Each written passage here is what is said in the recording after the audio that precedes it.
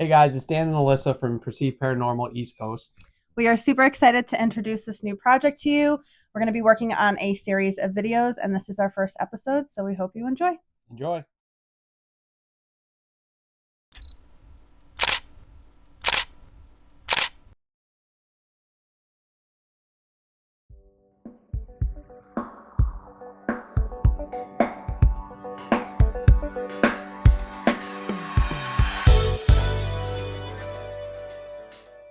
Hidden in the heart of New Haven lies a cemetery unlike any other, Grove Street, where history, art, and memory rest side by side. Today, we're walking through its winding paths with our good friend Adam, a New Haven native who has dedicated himself to the thankless but vital work of grave restoration. Take a walk with us, see the beautiful historic cemetery, hear some history, and learn a bit about what goes into grave restoration and how Adam got started. Together, we'll uncover the stories carved in stone and the care it takes to keep our loved ones and legacy alive. Style is the answer to everything. A fresh way to approach a dull or dangerous thing. To do a dangerous thing with style is what I call art.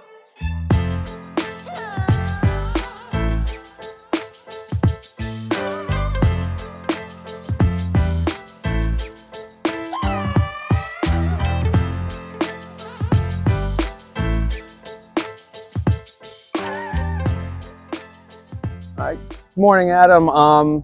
We're here at Grove Street Cemetery. Can you just tell us a little bit about where we are today and how it's set up? Well, the Grove Street Cemetery here was the first cemetery in the U.S. was set up specifically as a dedicated cemetery. Everything was town greens, churches, homesteads. When they built this, they moved all the bodies from there here, but it was laid out specifically with streets. So when you come here, you can walk down the streets. They're named, and it's organized fashion, and it's really cool because it's like a park-like setting in the heart of New Haven. Yeah, and you're right. We're smack dab in the middle of New Haven, but you never think you were in the middle of the city based on how quiet it is here. Families are buried in certain plots. A lot of people have just moved over, so we will see different families. Eli Whitney and his family, they have a plot. The Websters have a plot. There's many of those. And what's interesting about this graveyard is you've got graves from the 1700s, but people are still interred to this day. Oh, wow.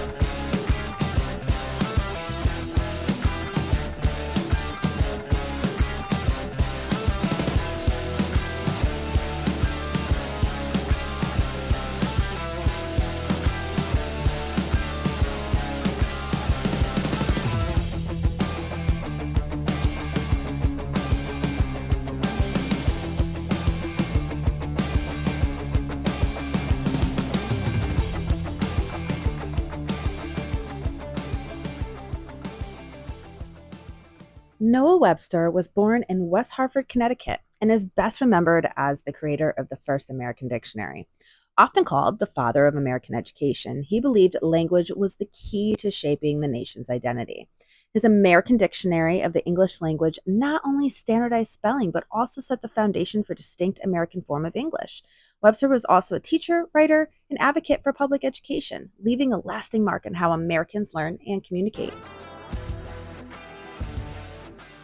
We're here at the grave of Denison Olmsted. He's a distant third cousin of mine. He was a physicist and astronomer. He went to Yale University, and I believe in the 1800s, he's the first to really kick off meteor science.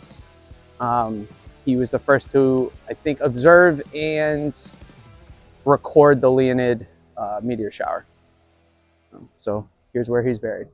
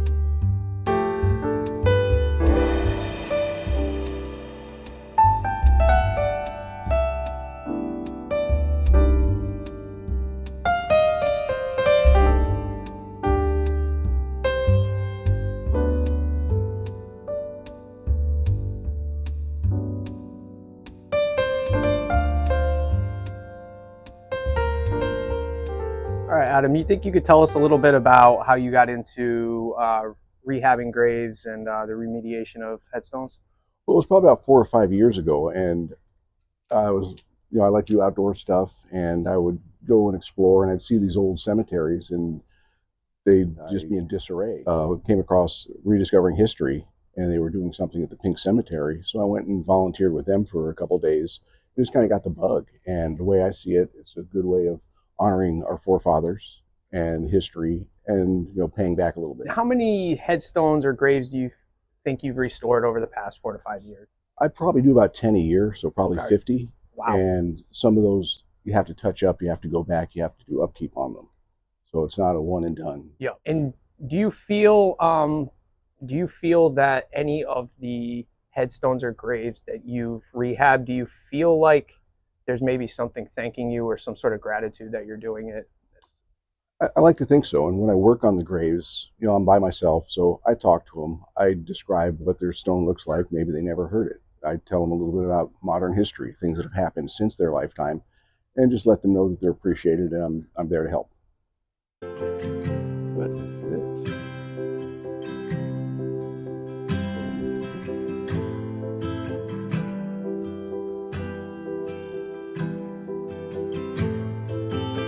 It's interesting. Yeah. Doesn't look to be any writing on the top of it. That's what I thought, just because of the story.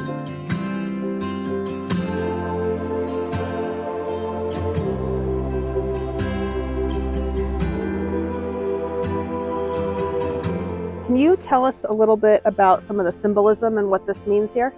Well, the symbolism with an urn is, originally it was an incense brazier, but then it came to represent the urn that the ashes might be put into. But being draped with a cloth like this is significant of the veil between life and death and crossing over. Oh, okay.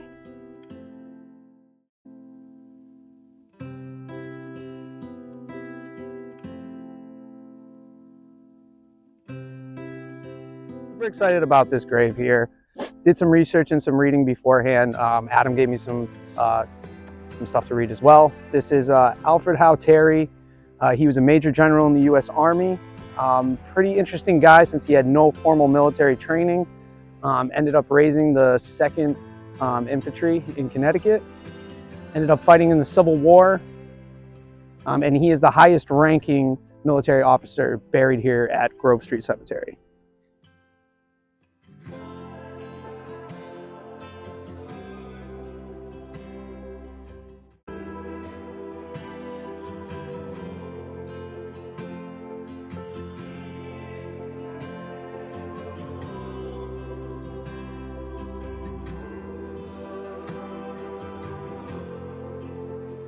In honor of Anne Thompson Gary, wife of Eldridge Gary, signer Declaration of Independence, placed by descendants of the signer of the Declaration of Independence.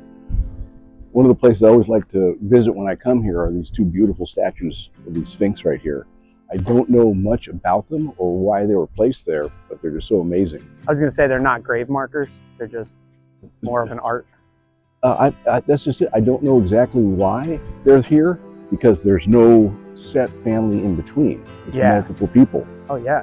And it's so all you different think it names. would be a plot, but they're just fun to look at. The detail, and each one is just slightly different. Yeah. Because they were hand carved, looking a little bit different directions, slightly different features. Just look at the detail put into it.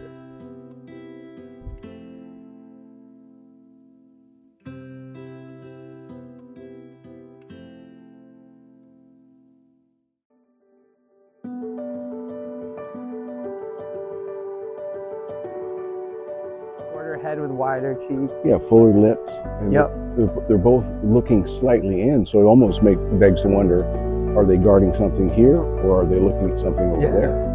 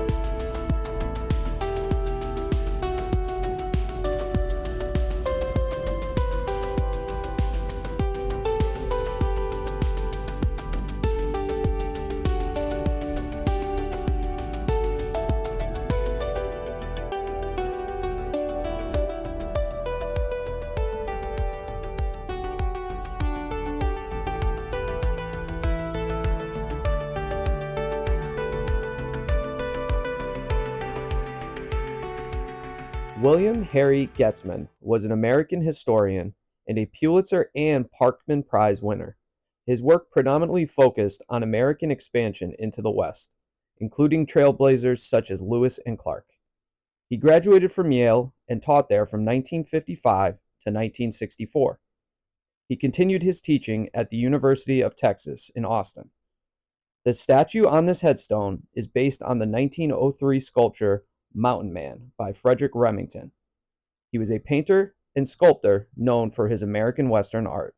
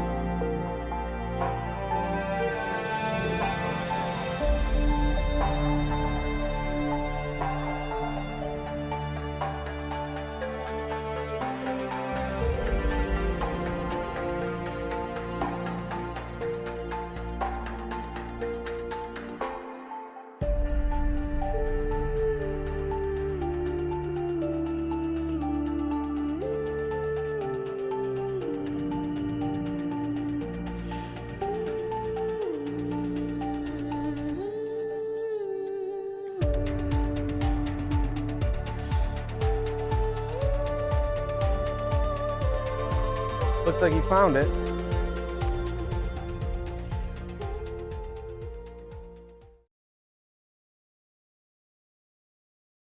We're here at Pierpont Edwards' grave. He was a lawyer, legislator, fought in the Revolutionary War. He helped shape the Constitution as being part of the state assembly.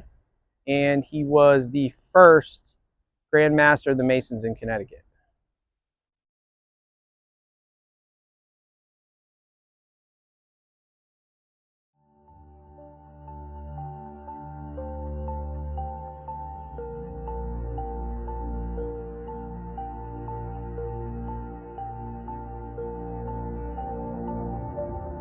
So Adam, are there any no-nos you could share with our viewers in terms of gravestone remediation? I know some people try to do it on their own.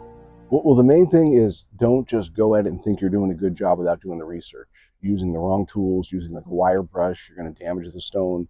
And the main thing is, if you look at the condition of a stone, if it's an older stone and it's damaged already, leave it alone. Unless you know exactly what you're doing, you're going to do more harm than good.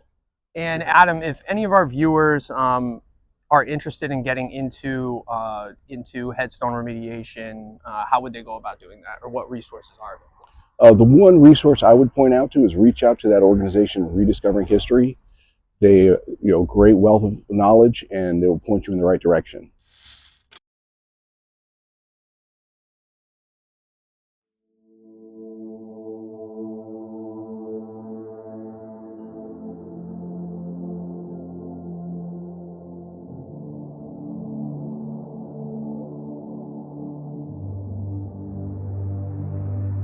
Whispers rise from shadowed stone, echoes of lives once known. Beneath the veil, the stories sleep in silent graves. Their secrets keep. We walk the line where shadows